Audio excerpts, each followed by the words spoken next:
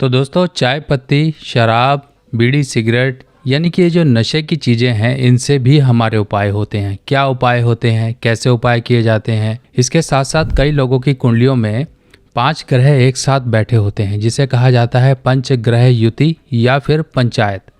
आज मैं आपको ये नशे की चीज़ें यानी कि चाय का सेवन, यानी कि देखिए, जो भी चाय है इसमें किसी न किसी प्रकार का नशा होता है। जो नशा थोड़ा थोड़ा इंसान को एक ललक सी पैदा करता है कि मैं इसका सेवन करूं, और यही चीज़ें हम उपाय के तौर पे भी इस्तेमाल करते हैं। क्या इसको तरीका है करने का, और कैसे ये उपाय में काम आती हैं, कैसे कैसे कब कब करना है, ये सारी जानकारी मैं आज आपको देने वाला हूँ।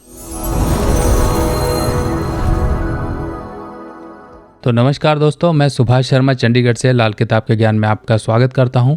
तो दोस्तों, हम लोग चाय तो सिंपल पीते ही हैं, चाय पत्ती। अगर हम चाय पत्ती की एक फॉर्मेशन की बात करें, यानी कि ये चाय पत्ती बनती कैसे है, और इसमें निकोटीन की कुछ ना कुछ मात्रा होती है, और यही निकोटीन यानी कि नशा जो हमारे ग्रह होते हैं, शनि और राहु या मंगल बुध, या फिर आपकी कुंडली में कहीं भी 5 ग्रहों की युति है, तो इस केस में हमें चाय पत्ती का उपाय करना है। चाय पत्ती, अगर आप कहीं धर्म स्थान में भी चले जाएं तो वहाँ पर भी चाय का इस्तेमाल होता है, यानी कि लंगर या भंडारे में चाय चलती है। और आपके घर के आसपास कोई भिखारी है, मजदूर हैं, इनको भी आप चाय पत्ती दे सकते हैं। साथ ही साथ अगर वो सिगरेट, बीड़ी या फिर किसी तरह के नशे का सेवन करते हैं, जैसे कि पान मसाला, गुटखा, ये चीज़ें, ये भी आप दे सकते हैं। और इसके साथ साथ चीज़ें होंगी नारियल, यानी कि नारियल जो नॉर्मल मार्केट में कोकोनट मिलता है, वो नारियल, ये भी चीज़ें आप दे सकते हो। इसके साथ साथ समय समय पे भिखारी को, या फिर मांगने वाले जो होते हैं, या फिर मजदूर जो होते हैं, इनको आप समय समय पे जूते देते हैं, कपड़े देते हैं, और कुछ इस तरह की चीज़ें देते हैं जो कि इन्हीं ग्रहों से संबंधित होती हैं। और इन्हीं ग्रहों की जब पीड़ा इंसान के जीवन में आ रही होती है, तब इंसान को ये उपाय कर लेने काफ़ी ज़्यादा फ़ायदेमंद सिद्ध हो जाते हैं। आप चलते फिरते इन उपायों को कर सकते हैं, और अगर मान लीजिए धर्म स्थान में कुछ दान करना चाहते हैं तो वो भी कर सकते हैं। आपका उपाय का उपाय हो जाएगा, और ईश्वरीय कृपा अलग से प्राप्त होगी। लाल किताब की सभी सामग्री अब आप मेरी व्हाट्सएप कैटलॉग पर आसानी से देख सकते हैं, और आप अपने एड्रेस पर मंगवा भी सकते हैं। तो सबसे पहले कंडीशंस क्या क्या हैं। मान लीजिए आप राहु के बुरे प्रभाव से गुजर रहे हैं, राहु की दशा है, आपके ऊपर कहीं ना कहीं परेशानी आ रही है, राहु आपकी कुंडली में कहीं गलत भाव में बैठा हुआ है, कि मान लीजिए राहु पहले भाव में, 5वें भाव में, 7वें भाव में, 8वें भाव में या 11वें भाव में बैठा हुआ है, तब इस केस में चाय पत्ती का उपाय हो जाएगा। आपकी कुंडली में मंगल और बुध की युति है, तब इस केस में चाय पत्ती का उपाय हो जाएगा। आपकी कुंडली में सूर्य और शनि का योग है, तब भी आप चाय पत्ती का उपाय कर सकते हैं। इसके साथ साथ आपकी कुंडली में अगर सूर्य और शनि एक साथ बैठे हुए हैं युति बनाकर किसी भी घर में, तब भी इस उपाय को कर सकते हैं। या फिर सूर्य की दृष्टि शनि के ऊपर है, तब भी ये उपाय किया जा सकता है।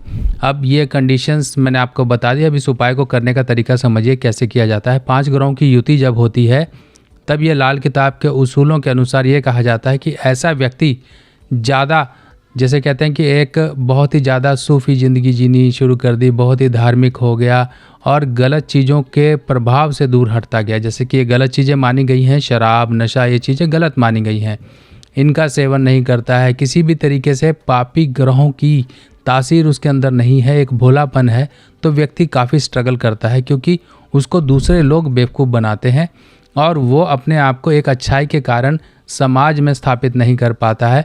समाज की कुरीतियों और समाज की चालबाजियों के आगे अपने आप को सर्वाइव नहीं करवा पाता है। तब इस केस में क्या करना होता है कि हमें इन चीज़ों की, जो कि इन्हीं ग्रहों से संबंधित है, मान लीजिए सरसों का तेल भी शनि से संबंधित है, जो सरसों के बीज होंगे वो राहु से संबंधित हैं, और जो नशे की चीज़ें हैं, जैसे कि मान लीजिए शराब है, तो ये शनि से संबंधित है, सिगरेट, बीड़ी है, तो ये राहु से संबंधित हैं। और इसके साथ साथ नारियल हो गया, बादाम हो गया, बादाम भी शनि से संबंधित हैं। जूते, कंबल केतु से संबंधित है, कंबल हो गया या कोई शॉल हो गई, ये केतु से संबंधित हैं। आपको ये उपाय करते रहना, यानी कि देखिए, नारियल तो हो सकता है कि भिखारी या फिर मांगने वाले या फिर जो मज़दूर होते हैं ये ना लें, पर इनको आप नशे की चीज़ देंगे तो बड़े खुश होकर लेंगे। मान लीजिए वो बीड़ी सिगरेट पीने वाला है, तो चलते फिरते उन्हें पकड़ा दो, अपनी तरफ से पकड़ा दीजिए। अगर मान लीजिए आप ये नहीं कर सकते हैं तो इसका अल्टरनेट ये होता है कि आपको समय समय पर बुधवार या शनिवार के दिन अपने आसपास के धर्म स्थान में चाय पत्ती का दान करना है। चाय पत्ती नॉर्मल पत्तियों वाली मिल जाती है, वो ले सकते हैं, या फिर टी बैग्स भी आप ले सकते हैं। अब ये चाय पत्ती की अगर हम ये बनती कैसे है ये भी बता दें और इसके पीछे क्या लॉजिक बनता है। चाय पत्ती एक तरीके से मंगल बद के असर की होती है और मंगल बद का सहारा लेके हम राहु को सही करते हैं, शनि को सही करते हैं, क्योंकि चाय पत्ती तोड़ने के बाद भट्टी में जाती है और भट्टी में एक टेम्परेचर पर उसको जलाया जाता है एक तरीके से, ताकि पत्तियां सूख कर काली पड़ जाएं। उसके बाद ही ये आपके पैकेट में पैक होकर आती है और यही उपाय के काबिल हो जाती है। चाय की ललक आप सभी जानते हैं। चाय के बिना आपका दिन फ्रेश नहीं होता, चाय के बिना आपके अंदर वो स्फूर्ति और ऊर्जा नहीं आती। चाय के अंदर बहुत सी अच्छी चीज़ें हैं, पर कई लोग एक्सेस में भी पीते हैं और यही एक चाहत और एक इंसान के अंदर ललाट सी उठती है कि वो चाय पिए, चाय के घूंट भरे, तभी उसकी ज़िंदगी आगे बढ़ती है। अब आपने ये समझ लिया चाय पत्ती के उपाय के लिए हमने ये कर लिया। मान लीजिए आपकी कुंडली में मंगल बद है, मंगल आपकी कुंडली में नेगेटिव है, मान लीजिए मंगल केतु का योग है, मंगल बुध का योग है, मंगल चौथे भाव में है, मंगल 8वें भाव में है, तब भी आप ये काम कर सकते हो।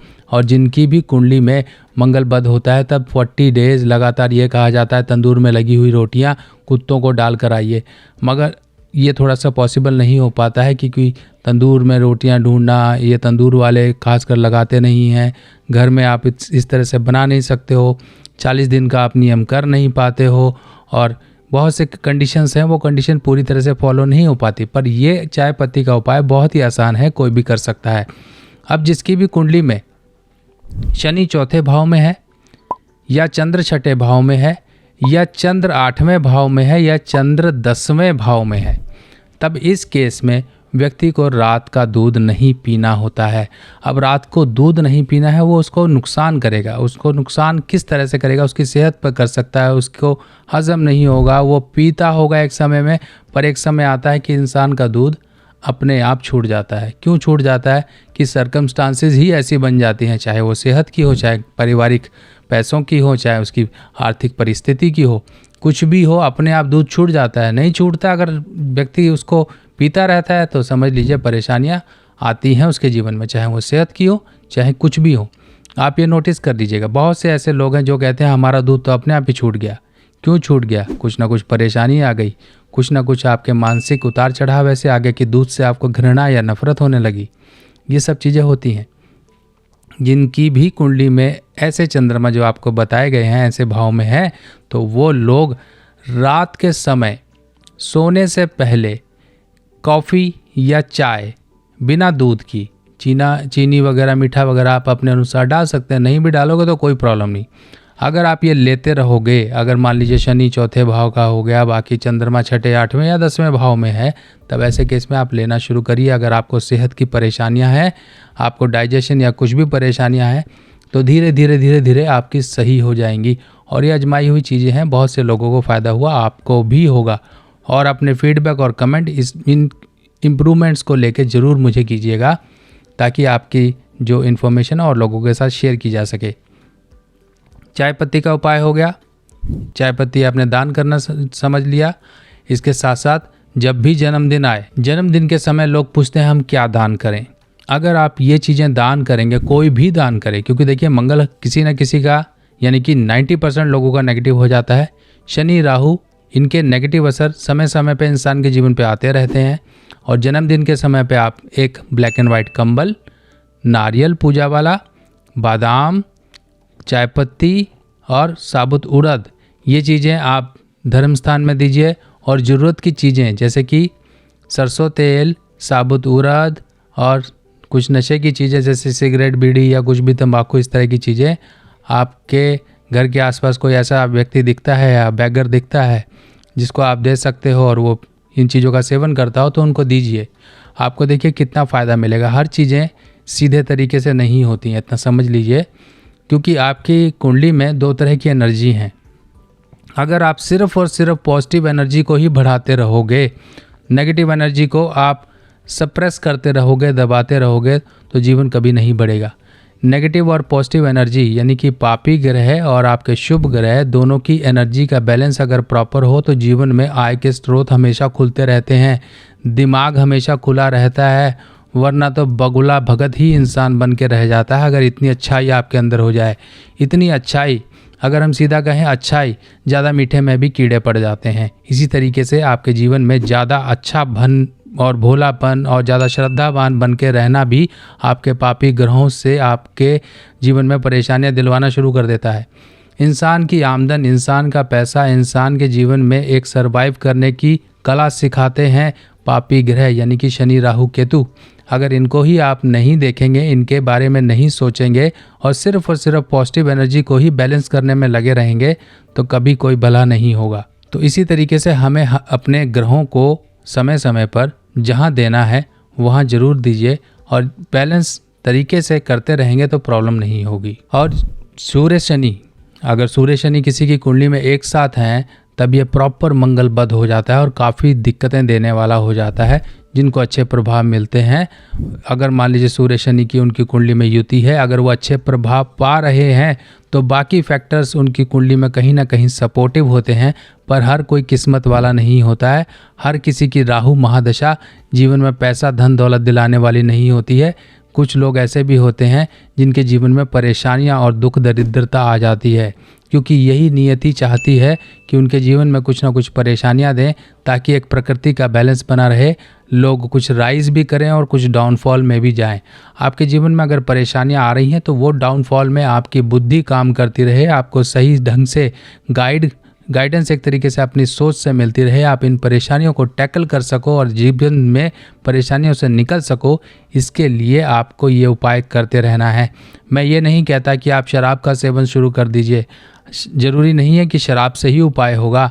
अगर मान लीजिए आपकी शनि कुंडली में चौथे भाव में है तो ऐसे केस में ये भी कहा गया है, आपको उपाय के तौर पे अल्टरनेट तरीके में बताया गया कि आप होम्योपैथिक दवाई लेना शुरू कर दीजिए अपनी किसी भी समस्या की, तब भी आपको काफ़ी फ़ायदे हो जाते हैं। अगर मान लीजिए आप शराब नहीं पीते हैं, आप बिल्कुल ही वैष्णव प्रकृति के हैं, तो इस तरह की चीज़ें ना ही आपको सूटेबल करेंगी, ना ही आपको इनकी तरफ जाना चाहिए। इसका अल्टरनेट ही तलाशना चाहिए जो कि होम्योपैथिक मेडिसिन लिक्विड किसी भी आप तरीके से ले सकते हैं। अगर बहुत ज़्यादा तीव्र इच्छाएं आपकी स्मोकिंग और नशे की तरफ बढ़ती जा रही हैं तो एक बार ये ट्राई करना शुरू करिए कि आपको रात को सोते समय ब्लैक टी या ब्लैक कॉफ़ी का सेवन लंबे समय तक करना शुरू कर दीजिए। देखिए आपकी नशे की जो एक इच्छाएं हैं, जो आपके अंदर एक ललाहट उठती है कि मैं इतनी सिगरेट पी लूँ, सारी रात आप सिगरेट पीते रहते हैं, सारी रात आप सो नहीं पाते हैं, आपका डाइजेशन, आपका हाजमा सब बिगड़ता जा रहा है, तो ब्लैक टी या ब्लैक कॉफ़ी मीठी या आपके अनुसार आप इसको पीना शुरू करिए।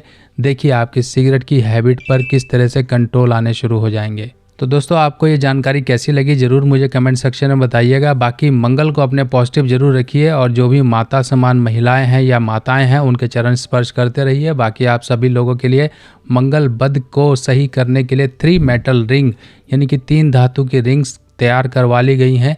जिनको भी चाहिए वो अपने साइज़ अनामिका उंगली लेफ़्ट या राइट किसी भी उंगली का साइज़ देकर आप मंगवा सकते हैं। बाकी सारी इन्फॉर्मेशन आप मेरी कैटलॉग पर भी देख सकते हैं। बाकी दोस्तों मिलते हैं नई जानकारी के साथ नई वीडियो में, तब तक के लिए अपने सुभाष भाई को आज्ञा दीजिए। नमस्कार।